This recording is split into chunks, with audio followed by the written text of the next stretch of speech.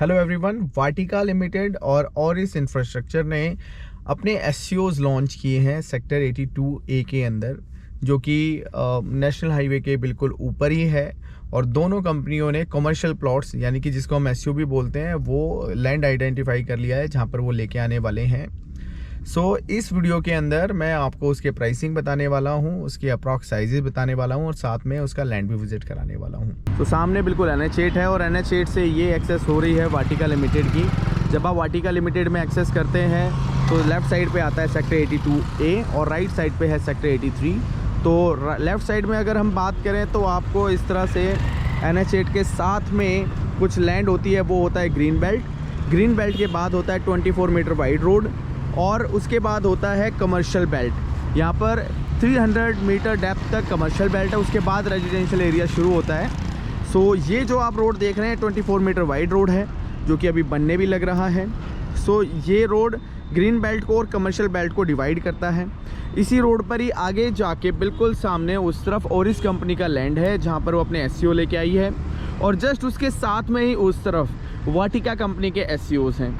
आपको एक चीज़ और बता दूं यहाँ पे कि आपको ये एक बिल्डिंग बनी हुई दिख रही होगी, ये बर्मन कंपनी का कमर्शियल प्रोजेक्ट है, जिसमें वो कुछ रिटेल शॉप्स भी लेके आए हैं।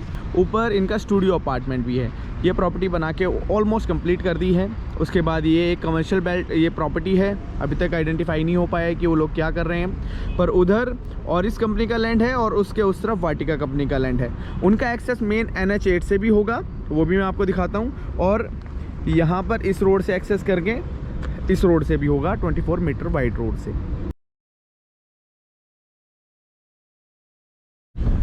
ये 24 मीटर वाइड रोड से मैं आया हूँ। ये ही 24 मीटर वाइड रोड ऐसे चला जाएगा और इस तरफ का जो पैच है वो सारा ग्रीन बेल्ट है और इस तरफ का जो सारा पैच है वहाँ पर एससीओ इनके प्लान है। लैंड को ग्राउंड लेवल पर अभी इक्वल कर दिया गया है और जहाँ जहाँ एससीओ रहने वाले हैं वहाँ पर मिट्टी डाली गई है। मे बी इसका बेस थोड़ा सा बढ़ाया जाए। आप यहाँ देखेंगे कि एक ये शेड जो बन रहा है और इस कंपनी का सेल्स ऑफिस यहाँ पर बन रहा है और अभी सेलिंग शुरू कर ही दिया है इन्होंने। एक्सप्रेशन ऑफ इंटरेस्ट के चेक लेना शुरू कर दिए हैं, यानी कि जिस दिन इनका रेरा आएगा, जो कि अभी अप्लाइड है, जिस दिन रेरा आएगा उस दिन आप इनसे कंफर्म अलॉटमेंट भी अपना ले सकते हैं। लैंड है पीछे तक, काफ़ी बड़ा लैंड बेस है इनके पास। इस तरह से इनका लैंड है, इस तरफ से पीछे। बेसिक प्राइस जो है प्रॉपर्टी का वो इन्होंने 3,50,000 रुपीज़ पर उसके यार्ड रखा है। और भी इस पे डिटेल्ड आपको इन्फॉर्मेशन चाहिए तो हम बात कर सकते हैं फ़ोन पे। बता दूं कि वहाँ एक वॉल आपको नज़र आ रही होगी, ये तो ओरिस कंपनी का है और जस्ट उसके बाद में, जस्ट उस वॉल के साथ में वाटिका कंपनी का प्रोजेक्ट है। वहाँ पर वाटिका लैंड है, ये ओरिस कंपनी का है। बस पॉइंट ये है कि अभी वाटिका के लिए मैं आपको यहाँ से नहीं लेके जा सकता। वाटिका जाने के लिए मुझे NH8 पे जाना होगा उस तरफ से होके। ये ओरिस कंपनी का लैंड है। अभी मैं आपको वाटिका भी विज़िट करा देता हूँ। काफ़ी बेस्ट स्कोप है यहाँ पर। अगर आप अपने लिए कोई कॉमर्शियल इन्वेस्टमेंट देख रहे हैं और कुछ अच्छा बड़ा शोरूम भी आप अपना पर्सनल डालना चाहते हैं, उसके लिए ये परफेक्ट लोकेशन है, क्योंकि अभी न्यू गुड़गांव में कमर्शियल के लिए बहुत स्कोप है। अंदाज़न जो कैलकुलेशन कहती हैं, फिगर्स आते हैं जो अलग अलग कंपनियां बताती हैं, वो उनका कहना यह है कि इस पर्टिकुलर एरिया में 7 लाख से ज़्यादा फैमिलीज़ रहती हैं, जहां पर हाई राइज सोसाइटीज़ आ गई, यानी कि जो सोसाइटीज़ डेवलप हुई हैं वो, और जो विलेज एरिया है और जो कॉलोनी है, उन सबको मिला के। तो ऑब्वियसली बात है, इस पर्टिकुलर एरिया का क्लाइंट तो हर कोई है, चाहे वो हाई राइज में रहता हो, चाहे वो विलेज एरिया में हो। हर कोई आदमी यहाँ का क्लाइंट होता है जो भी मार्केट डेवलप होगी।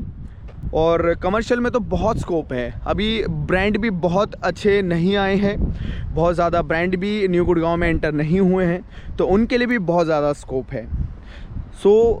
वाटिका के लिए भी प्लान कर सकते हैं हम लोग, ओरिस के लिए भी प्लान कर सकते हैं। और अभी मैं आपको वाटिका की जो लैंड है वहाँ पर दिखाने लेके जा रहा हूँ और दोनों ही प्रॉपर्टीज़ इक्वली डेवलप होंगी। अच्छी बात यह है कि इसमें भी अप्रॉक्स 100 प्लॉट्स हैं और उसमें भी अप्रॉक्स 100 प्लॉट्स होंगे। 200 आप कह सकते हैं 200 एसयूज़ का जो पैच डेवलप होने वाला है वो 29 सेक्टर से भी अच्छा होने वाला है, डेवलप प्रॉपर्टीज़ के बिल्कुल बीच में। और अच्छी बात यह है इसकी डायरेक्ट NH8 से एक्सेस है। चलिए उस लैंड पे भी जाके आपको विज़िट करा देता हूँ। सो यहाँ आप देखिए कि ये NH8 पर हम लोग हैं। जैसे कि मैंने कहा था आपको कि मैं पीछे रामपुरा फ्लाईओवर को क्रॉस करके आया हूँ और सामने वाटिका फ्लाईओवर आने वाला है। सो यहाँ लेफ़्ट साइड पे वो लैंड है। सो मैं आपको लेके चलता हूँ अंदर। ये वाटिका की लैंड बिल्कुल सामने है और जिस एरिया पे ये हम फ्रंट एरिया जो बात कर रहे हैं वो सारा ग्रीन बेल्ट है।